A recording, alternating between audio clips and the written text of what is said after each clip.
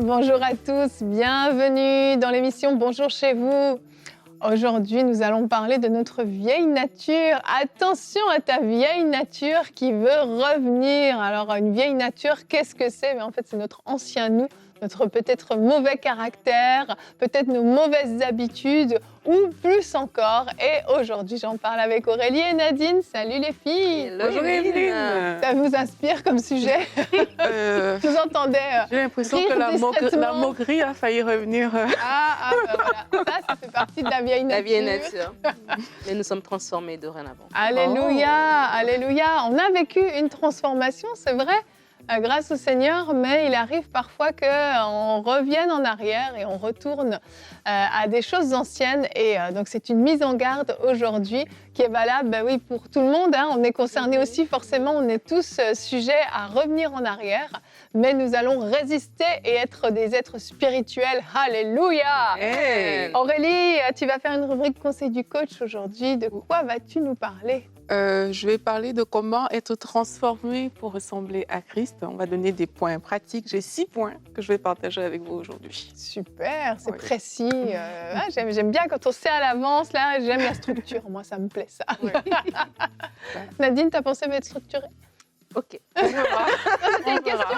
C'est une question. On verra. On verra.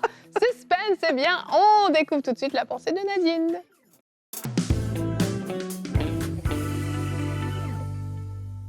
Je parlais avec un couple récemment qui est allé en déplacement, retourné dans leur pays d'origine. Et lorsqu'ils sont revenus, ils nous racontaient comment, en fait, ces personnes, leur famille, leur ancien entourage, quand ils l'ont revu, ils leur ont dit « Vous avez changé, il y a quelque chose de différent en vous ». Et je trouve que c'est beau lorsqu'on peut attester de notre changement, de notre transformation. Dans la Bible, on voit que lorsque Jean-Baptiste va parler, il va annoncer la venue du Seigneur, il va parler de la repentance. Il va dire aux pharisiens de produire du fruit qui est digne de la repentance et non juste dire de leur bouche « nous avons Abraham pour père ». Et je crois que lorsqu'on est enfant de Dieu, c'est quelque chose d'important que nous puissions produire un fruit qui atteste de notre repentance, de notre métanoïa, du changement qu'il y a eu dans notre vie. Et lorsque nous grandissons avec le Seigneur, c'est ça qu'on doit voir, c'est ce changement-là. Et des fois, en tant que chrétien, on va beaucoup se concentrer sur la prière, beaucoup se concentrer sur le service, mais des fois notre caractère, lui, il va nous poursuivre, il va toujours rester là. Il y a des choses qui vont rester comme dormants en nous et lorsque des situations vont se présenter devant nous, c'est là que cette vieille nature va revenir au galop, en fait, elle va revenir à la surface. C'est devant une situation peut-être de stress que notre vieille nature inquiète, qui était toujours en train de s'inquiéter du lendemain, va remonter à la surface. C'est peut-être dans des situations de frustration que notre vieille nature colérique va remonter à la surface. C'est peut-être dans des situations d'un dilemme que notre vieille nature de toujours marcher avec un raisonnement humain va remonter à la surface. Et c'est des choses comme ça qui vont nous permettre de constater qu'on n'a pas changé, de constater que la vieille nature est toujours là. Mais je veux vous encourager et je veux nous encourager tous à aspirer à changer, à aspirer à grandir. Et lorsque ces situations se présentent devant nous, elles sont là tout simplement pour tester justement si nous avons changé. Et si on se retrouve à réfléchir, à avoir des réactions comme ça, qui sont les réactions qu'on avait il y a 5 ans quand on ne connaissait pas encore le Seigneur, il y a 10 ans, il y a 15 ans, c'est tout simplement un rappel pour nous dire, tiens, à ce niveau-là, je dois encore changer, Dieu doit encore faire quelque chose dans mon cœur. Et la Bible nous dit dans Galates 5 au verset 22 que le fruit de l'esprit, c'est l'amour, la joie, la paix, la patience, la bonté, la bienveillance, la foi, la douceur, et la maîtrise de soi. Donc, ça veut dire que le Saint-Esprit en nous fait quelque chose, il fait un travail. Et en tant qu'enfant de Dieu, je vais tout simplement vous encourager à laisser le Saint-Esprit faire ce travail. Et lorsque vous allez vous trouver devant une situation où votre vieille nature, votre colère, ou votre vieille nature, votre inquiétude, ou votre vieille nature, vos raisonnements, toutes ces choses-là veulent remonter à la surface, c'est le moment de dire, Saint-Esprit, viens faire ton travail. À ce niveau-là, j'ai encore besoin de toi, j'ai encore besoin que tu viennes faire quelque chose. Et lorsque le Saint-Esprit fait le travail, nous sommes bénis nous-mêmes, mais aussi on bénit les autres. Parce que c'est dommage de voir des fois des enfants de Dieu qui sont colériques, des enfants de Dieu qui, le dimanche matin, ont les mains levées, mais dans la semaine, agissent différemment. Ça porte un mauvais témoignage, en fait, aux gens autour de nous et ça ne nous aide pas nous-mêmes. Alors vraiment, je veux vous encourager, si vous avez vécu une situation peut-être cette semaine ou peut-être même aujourd'hui, alors que vous suivez cette émission et vous vous dites, ah, c'est vrai, moi, ma vieille nature, elle n'est pas si loin que ça, elle est encore tout près d'aller vers le Seigneur et par son Saint-Esprit, par sa toute-puissance, il peut vous transformer. Oui, amen, Amen. amen. Et c'est pas parce que, à un moment donné dans notre vie, on a quelque chose du passé qui remonte, un trait de caractère du passé qui remonte qu'on n'est pas enfant de Dieu, qu'en fait on n'est pas né de nouveau. Non, mais des fois, on est tellement doué pour se culpabiliser et Ouais. s'auto-flageller. Je veux juste relativiser un tout petit peu sans dire que c'est pas grave, c'est pas du tout ça. Mais ça veut pas dire qu'en fait vous n'avez pas vécu d'expérience, qu'en fait vous n'êtes pas né de nouveau, pas du tout. C'est juste qu'en fait, ben, la vieille nature veut revenir au galop. Le vieil homme, comme l'appelle la Bible, a toujours envie de revenir. Et il y a un combat qui est là et Paul, d'ailleurs, il en a parlé plusieurs fois dans la Bible. Même lui, il avait ce combat intérieur. Mais quand on se confie en Dieu, quand on passe du temps dans sa présence, quand on fait grandir, c'est notre esprit qui est à l'intérieur de nous, qui est la seule chose qui est vraiment spirituelle en nous et qui a été complètement transformée à notre nouvelle naissance, recréée même, et bien là, on éloigne notre vieille nature. Notre esprit prend toujours plus de place. Mais c'est sûr que si on est dans un contexte où on est toujours dans un contexte très léger, on n'approfondit pas notre relation avec Dieu, on reste à la surface, on regarde beaucoup de films, on fait des sorties avec des amis, on parle de tout et de rien, de choses du monde, et ben, qu'est-ce qui se passe à un moment donné? Ben, on alimente ce vieil homme, on alimente cette vieille nature. Ouais. Et moi, je me souviens, au début de ma vie chrétienne, je me suis dit, ah, bah, je vais aller revoir mes anciens amis et je vais leur montrer que j'ai changé. Je pense même à ce moment-là, j'avais même pas encore expérimenté vraiment la nouvelle naissance. Moi, j'ai passé un an et demi dans l'église avant de naître vraiment de nouveau. Et on faisait toujours mon anniversaire avec une amie qui était du même mois que moi. Donc, on s'est dit, eh bien, on va le faire ensemble encore. Donc, je suis dans un milieu où j'ai tous mes anciens amis qui sont là. Et là, je me dis, bah, je vais leur montrer, je vais témoigner de Jésus-Christ. Sauf qu'en fait, j'étais pas vraiment transformée suffisamment à ce moment-là. Et c'est au contraire le vieux moi qui est ressorti, mais eux, ils avaient entendu dire que j'allais à l'église. Et ça a fait l'effet inverse. Le témoignage a été complètement abîmé. Ils ont dit, bah, Yveline va à l'église, elle n'a pas vraiment changé. Et pourquoi je raconte ça? C'est parce que dans certains contextes, il y a des milieux dans lesquels il faut juste garder nos distances jusqu'à ce qu'on soit prêt. Il y a des fois même retourner peut-être chez papa et maman qui nous ont connus avant notre nouvelle naissance, c'est une occasion de chute pour nous. Bah, des fois, on peut peut-être juste garder nos distances, là, le temps de se fortifier, revoir nos anciens amis. Bah, peut-être qu'il faut attendre un an ou deux que tu sois vraiment solide spirituellement avant d'aller les revoir, etc. Il faut être sage aussi et se mettre dans des circonstances favorables. Effectivement. Et moi, je pense aux personnes qui disent souvent que ah, t'as de la chance si j'étais pas devenue chrétien. Oui, tu sais pas ce que je t'aurais fait. Ah, je t'aurais réglé ça. Comme si on glorifiait cette vieille nature-là, tu vois. Et ça, c'est des choses que, d'un côté, c'est bien, parce que ça veut dire que tu ne te comportes plus comme tu te Comme avant. comportais avant. Et de l'autre côté, c'est comme si on manquait quelque chose, mais c'est pas vrai, en fait. Parce que quand on dit de revenir, de laisser partir le vieil homme, c'est parce que ce qu'on a est meilleur. Et tu viens de dire un point aussi par rapport au fait de prendre de la distance pendant une période. Moi, je trouve que ça, c'est quelque chose de vraiment important. Important dans le sens qu'il faut savoir que dès que tu donnes ta vie à Christ, ben, c'est sûr, il y a des choses que tu vas abandonner immédiatement. Tu ne les reverras plus dans ta vie. Mais pour beaucoup de choses, c'est un processus qu'il va falloir avoir, en fait. Et tout au long de ce processus, en fait, la Bible dit que quand on donne sa vie à Christ, on n'est qu'un enfant. Et un enfant, il est influençable à différents niveaux. Donc, si tu ne peux pas penser que tu es fort et que tu es voilà, arrivé, un peu comme toi, tu disais, ben oui, je vais vous montrer que j'ai changé, si il n'y a pas un travail de croissance spirituelle qui a été fait au préalable. C'est ça. Et c'est ça, se dépouiller, parce que la Bible nous demande de se dépouiller du vieil homme. Et ce travail spirituel, mais ça se fait parce que ton âme va commencer à être renouvelée. Et ça va se renouveler comment? Par la parole de Dieu, en passant du temps avec des personnes qui aiment le Seigneur, en tout cas en restant dans un environnement qui va te faire grandir. Mais trop souvent, on veut aller dans l'environnement qui ne nous fait pas grandir parce qu'on aime ces personnes-là, on est attaché à ces personnes, mais c'est là où il faut faire preuve de sagesse parce que dans certains cas, tu ne pourras pas quitter tes parents, tu vis là, tu es obligé de rester là, mais il faut être sage. Il faut savoir que, OK, j'ai besoin d'un environnement dans lequel je vais m'épanouir et dans cet environnement-là, mais il y a un travail de dépouillement qui va se faire tout simplement. Et dans l'autre environnement où ce n'est pas le cas, mais je vais demander à Dieu de garder mon cœur justement pour ne pas tout absorber et retourner dans les choses qu'on avait vomies. Il faut vraiment être intentionnel dans son désir de changer. vraiment, la Bible nous parle dans Romains du renouvellement de l'intelligence.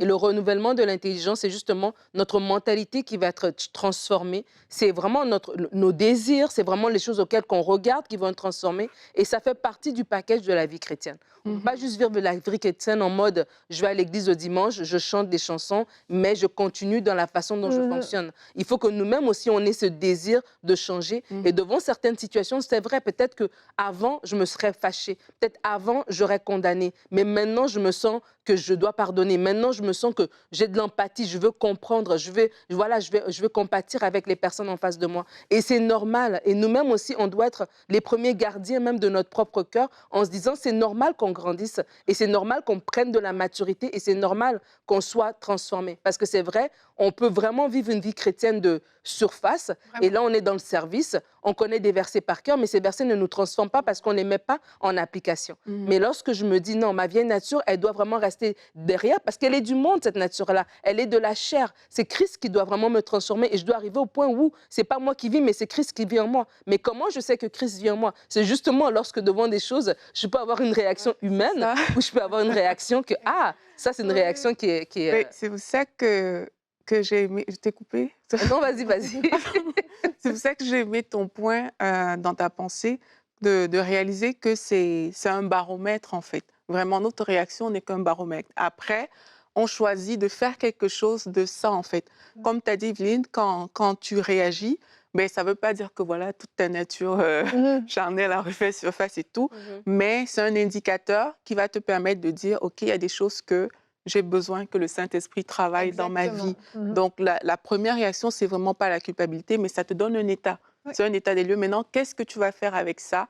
C'est ça qui va déterminer si effectivement tu te dépouilles de cette nature-là ou si tu continues. Et il y a aussi des personnes qui vont essayer de se dépouiller. Bon, ça, c'est un autre sujet parce que parfois, on le fait par nos propres forces, on voit que ça ne fonctionne pas, ça devient difficile.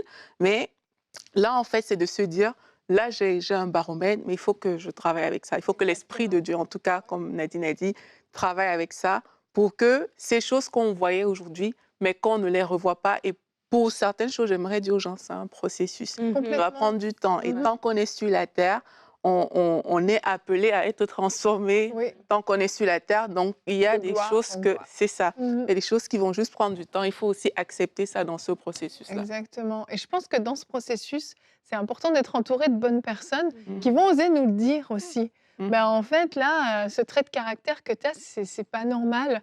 Ça, c'est l'ancien toi. Tu ne dois pas te comporter comme ça. Cette chose-là, Dieu peut la changer en toi. Tu n'es pas obligé de subir toujours ce trait de caractère, ce réflexe, cette habitude que tu as créée de toujours réagir comme ça, de toujours te dire ces choses-là. Et c'est bien d'avoir des gens qui sont sincères, des vrais amis qui vont être capables de nous dire aussi « fais attention à ça ». Et il y a quelque chose à faire. Dieu veut transformer encore cette partie de toi. Tu vois, Dieu a fait des grandes choses dans ta vie. À notre nouvelle naissance, il y a des choses qui sont parties comme ça. On a accepté Christ et c'est comme la seconde d'après, il y a des choses, transformation complète. Et il y a des choses qui font partie de ce processus, effectivement. Et Dieu nous fait la grâce de pouvoir changer. Et la Bible nous exhorte vraiment à vivre cette transformation.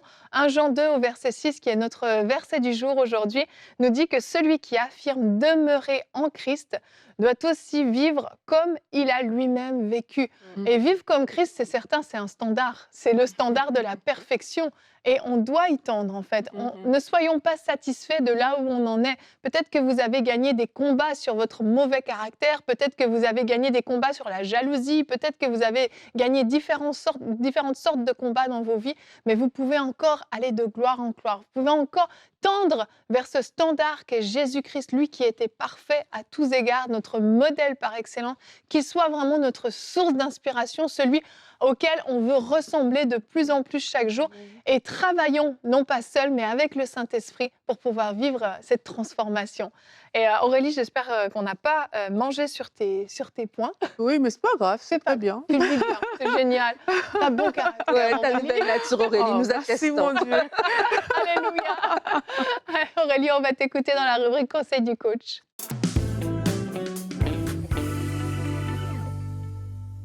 Donc, effectivement, aujourd'hui, je vais donner 6 points pour être transformé, pour ressembler à Christ. On en a déjà parlé de quelques-uns, c'est vraiment très bien. Et je crois vraiment que si on met en pratique ces conseils, ben, on va voir de grands changements. Je crois que l'Esprit de Dieu va nous aider également et ça va produire de bons résultats. Alors, la première chose que je vous propose de faire pour être transformé, ressembler à Christ, mais c'est être motivé en fait pour changer et grandir en fait pour devenir comme lui. Mmh. Il y a ce qui est sûr, c'est que sans la motivation, pardon, on n'y arrivera pas parce que la motivation, c'est quelque chose qui doit venir de votre cœur. Et la motivation, ça vient d'un engagement réel avec Dieu. Ça veut dire quoi? Ça veut dire que si vous n'avez pas donné véritablement votre cœur à Dieu, cette motivation ne sera pas ancrée dans votre cœur. Et même si vous essayez par la chair, mais vous n'allez pas réussir à y arriver tout simplement. Donc ça commence par j'aime vraiment Dieu et parce que j'aime Dieu, je suis motivée et engagée pour être comme lui. Et c'est ça qui va faire tout simplement la différence dans votre vie. La Bible nous dit que Dieu a créé l'homme à son image et selon sa ressemblance. Et quand quelqu'un est véritablement engagé avec le Seigneur, il veut ressembler à cette image-là. La Bible dit, soyez parfaits comme votre Père céleste est parfait. Donc quand tu es engagé vis-à-vis de Dieu, mais tu as un standard, et ce standard, comme on a dit tout à l'heure, c'est Jésus-Christ, et tu vas vouloir ressembler à Jésus. S'il y a des choses en toi que tu sens que ça n'honore pas Dieu, tu vas vouloir le faire. Pourquoi? Parce que ton cœur est réellement engagé avec le Seigneur. Donc pour moi, c'est le point non négociable. Beaucoup de personnes qui font des yo-yo, très souvent, c'est parce que l'engagement n'y est pas vraiment. Pour certains, oui, c'est parce qu'il y a un processus, mais pour d'autres, c'est parce qu'au niveau du cœur, il y a l'engagement qui manque. Donc, je vous encourage vraiment à revoir votre engagement avec Dieu. Est-ce que mon engagement vis-à-vis de Dieu est vraiment réel? Est-ce que j'ai vraiment accepté Jésus, non pas juste comme mon sauveur, mais aussi comme le Seigneur de ma vie, celui qui doit contrôler ma vie et celui qui est le propriétaire de cette vie au final? Ça fera la différence. Donc, la deuxième chose, c'est qu'il faut demeurer dans la présence de Dieu pour qu'il déteigne sur toi. On sait qu'on est influencé par les personnes avec qui on passe du temps, on l'a dit tout à l'heure, et la Bible nous dit dans 2 Corinthiens 3 au verset 18, « Nous tous qui le visage découvert contemplons comme dans un miroir la gloire du Seigneur, nous sommes transformés en la même image, de gloire en gloire, comme par le Seigneur l'Esprit. » En fait, ça veut dire quoi? Ça veut dire que plus tu vas passer du temps dans la présence de Dieu, plus tu seras en train de le contempler, tu n'auras même pas d'effort à faire. La Bible te promet que tu seras transformé pour lui ressembler en fait. Beaucoup parmi nous, on cherche parfois à se débarrasser de notre vieille nature en utilisant nos propres forces, alors que quelquefois, il suffit juste de demeurer dans la présence de Dieu et tu vas voir que là où tu avais peur, sa force te remplit. Là où il y avait des péchés qui n'arrivaient pas à partir, ça ne t'intéresse plus de le faire, pas parce que tu t'es battu forcément contre ces choses-là, mais juste parce que tu as appris à rester dans le lieu secret avec Dieu. Le lieu secret, c'est un endroit de transformation. Et dans le lieu secret, il y a vraiment comme la nature de Christ qui entre en toi et ta vieille nature qui n'arrête pas de sortir. Donc ça, c'est aussi non négociable. Quand on veut ressembler à Christ, il faut passer du temps avec lui, il faut demeurer dans sa présence. La troisième chose qu'on peut faire, c'est de continuer à faire ce que vous faisiez avant pour grandir. Très souvent, ce qu'on réalise aussi, c'est que plusieurs personnes ont accepté le Seigneur, comme on a dit, connaissent des versets bibliques, mais sont restées dans des activités. Et en fait, au début de la vie chrétienne, ces personnes ont grandi, parfois de façon très rapide. Il y a des choses qui sont parties, qui les ont quittées, mais après un moment, il y a une certaine stagnation qui est là. On ne sait pas pourquoi, parfois même des choses reviennent qui étaient déjà parties. En fait, ce qui s'est passé, c'est que au début de ta vie chrétienne, tu avais un certain feu, tu avais un certain élan vis-à-vis de Dieu qui te faisait faire des choses en fait. Mais avec le temps, tu es rentré peut-être à un niveau où tu es plus endormi, on va dire ça comme ça. Et il y a des anciennes habitudes qui ont recommencé à revenir. Et là, ça t'a remis dans une position où ta vieille nature prend le devant. Donc parfois, c'est important de dire, OK, mais au début de ma vie chrétienne, voici ce que je faisais. J'écoutais des enseignements tout le temps. J'étais à l'église, je servais, je faisais différentes choses, je passais du temps dans la présence de Dieu.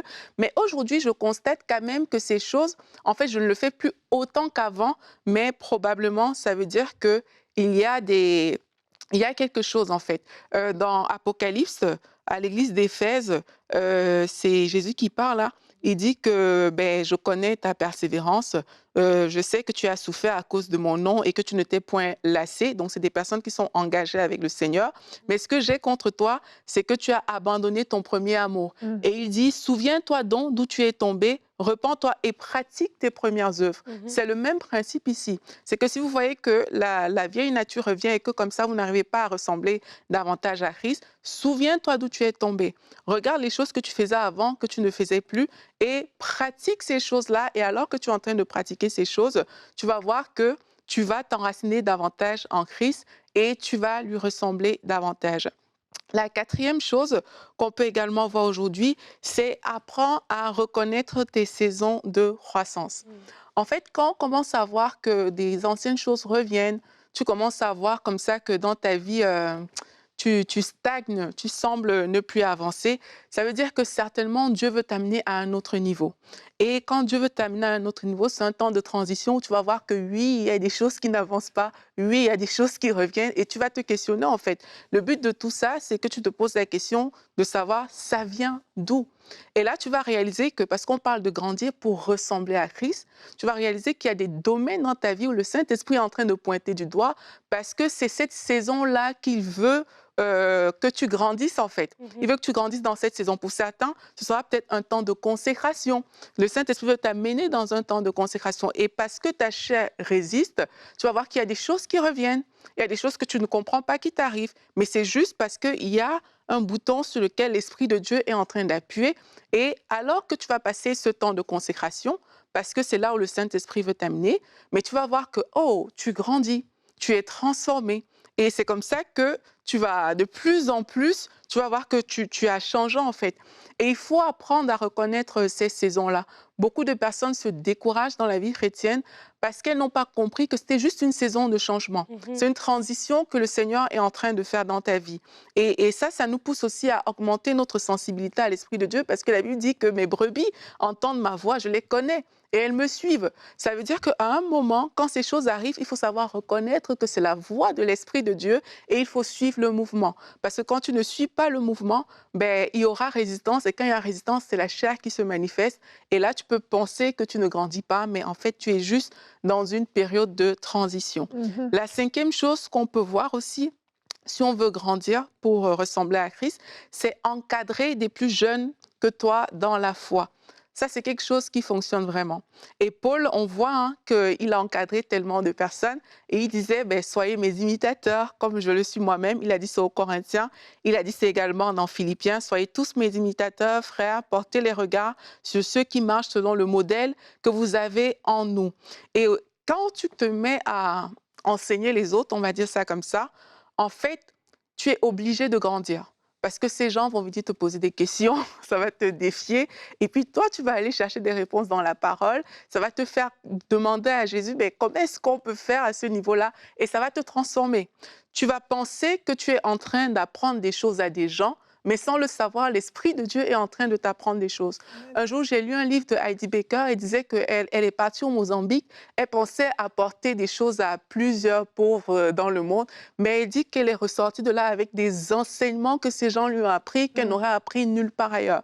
Parce que ce qui se passe quelquefois, c'est que alors que toi, tu crois que voilà, c'est parce que moi, je suis en train de vous apporter la parole, mais le Saint-Esprit est en train de faire un travail de transformation en toi. Et là, tu es enseigné et là, tu grandis. Donc, encadrer les autres, c'est vraiment important. Et ça te donne également la conscience que tu ne peux pas faire n'importe quoi. Et tu ne peux pas laisser juste ta chair faire tout ce qu'elle veut. Parce que comme Paul a dit, il traite durement son corps afin qu'après avoir prêché aux autres, lui-même, en fait, il ne finisse pas en enfer. Parce que, voilà, c'est une conscience, en fait, qui vient quand toi, tu commences à enseigner les autres. Donc, le sixième et dernier point qu'on peut également voir aujourd'hui, Yveline en a parlé aussi, c'est de s'entourer des personnes qui vont te challenger pour que tu te rapproches davantage de Dieu et pour que tu puisses lui ressembler. Cela va t'aider en fait à aller dans la présence de Dieu. La Bible dit que dans Proverbe 13 au verset 20, que celui qui fréquente les sages devient sage, mais celui qui se plaît avec les insensés s'en trouve mal. Donc il y a des compagnies comme ça qui vont vous faire grandir, qui vont vous pousser à aller toujours chercher le Seigneur, à aller dans sa présence. Et c'est des personnes avec lesquelles, c'est des personnes que vous devez côtoyer, vous devez aimer ces gens-là. Ne pointez pas du doigt des gens pour dire que mais lui, il est trop spirituel. Va vers cette personne-là. Cette personne va t'aider à grandir.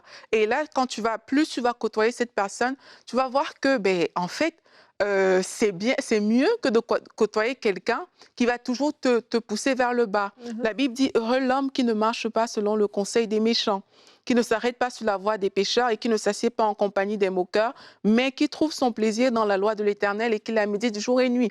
Et ici, qu'on dit qu'il trouve son plaisir dans la loi de l'Éternel, oui, ça peut être en méditant la parole, ça peut être en parlant avec des gens, des frères, des sœurs qui vont t'édifier.